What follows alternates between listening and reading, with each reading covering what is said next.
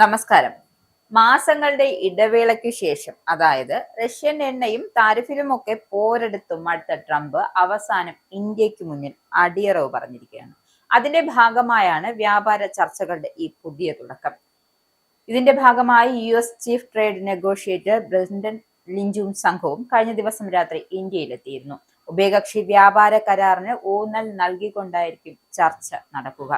അമേരിക്കയുമായി മാത്രമല്ല മറ്റു രാജ്യങ്ങളുമായി സ്വതന്ത്ര വ്യാപാര കരാറുകൾ ഏർപ്പെടാൻ ഇന്ത്യ തയ്യാറാണെന്ന് വാണിജ്യ മന്ത്രാലയം സെക്രട്ടറി സുനിൽ ബർത്വാൾ കഴിഞ്ഞ ദിവസം പറഞ്ഞിരുന്നു.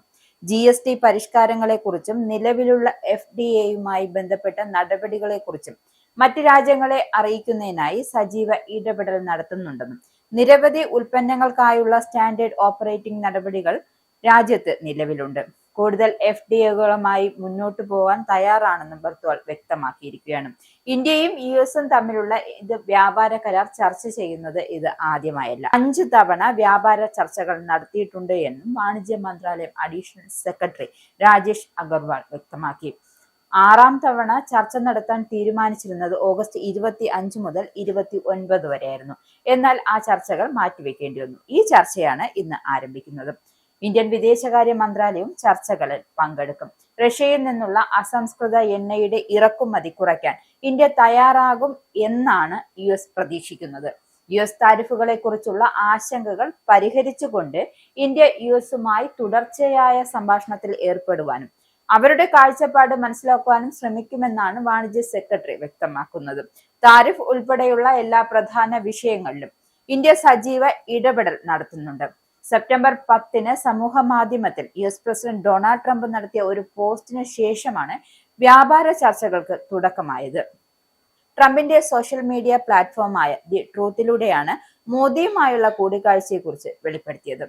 ഇരു രാജ്യങ്ങളും തമ്മിലുള്ള വ്യാപാര തടസ്സങ്ങൾ പരിഹരിക്കുന്നതിനായി ചർച്ചകൾ തുടങ്ങുമെന്നാണ് അദ്ദേഹം കൂട്ടിച്ചേർത്തത്. ഇന്ത്യയും USും തമ്മിലുള്ള പ്രശ്നങ്ങൾ പരിഹരിക്കുമെന്നും ഇന്ത്യ US പങ്കാളിത്തം വലിയ സാധ്യതകൾ തുറക്കുന്നതോടൊപ്പം വ്യാപാര ചർച്ചകൾക്ക് വഴിയൊരുക്കുമെന്നാണ് അദ്ദേഹം അഭിപ്രായപ്പെട്ടത്. ഇന്ത്യയുടെ ചരക്ക് കയറ്റുമതി 2025 ഓഗസ്റ്റിൽ 6.7% വളർച്ച രേഖപ്പെടുത്തി.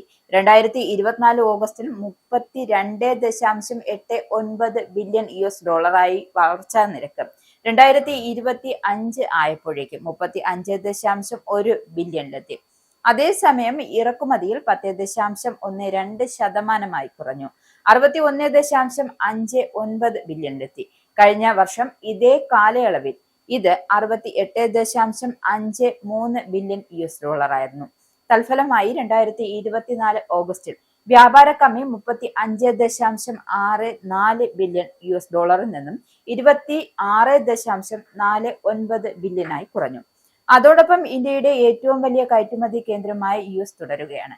കഴിഞ്ഞ വർഷത്തെ അപേക്ഷിച്ച് USിലേക്കുള്ള കയറ്റുമതി ഈ വർഷം ശ്രദ്ധേയമായ വളർച്ച കൈവരിച്ചിട്ടുണ്ട്. 2025 ഏപ്രിൽ മുതൽ ആഗസ്റ്റ് വരെ ഇന്ത്യ USിലേക്ക് $40.39 ബില്യൺ മൂല്യമുള്ള സാധനങ്ങളാണ് കയറ്റുമതി ചെയ്തത്. കഴിഞ്ഞ വർഷം ഇത് $34.21 ബില്യൺ ആയിരുന്നു.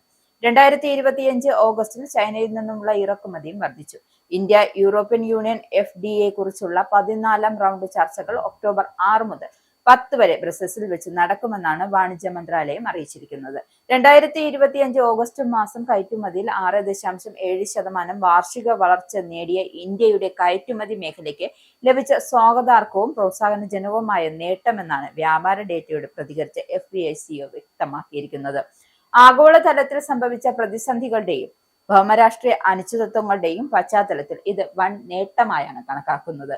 ഇറക്കുമതിയിൽ 10%-ലധികം ഇടിവ് വന്നത് വ്യാപാര കമ്മി ലഘൂകരിക്കുന്നതിനും സഹായിച്ചു. 2025 ഏപ്രിൽ മുതൽ ഓഗസ്റ്റ് വരെയുള്ള കാലയളവിൽ ഇന്ത്യയുടെ സഞ്ചിത ചരക്കു കയറ്റുമതി $184.13 ബില്യൺ ആയിരുന്നു. അതേസമയം ഇറക്കുമതി $306.52 ബില്യൺ ആയി. കയറ്റുമതി വളർച്ച നിലനിർത്തുന്നതിനും ത്വരിതപ്പെടുത്തുന്നതിനും വരും മാസങ്ങൾ ഈ വേഗത വർദ്ധിപ്പിക്കുന്നത് നടത്തേണ്ടി വരും എന്നാണ് കണക്കുകൂട്ടൽ.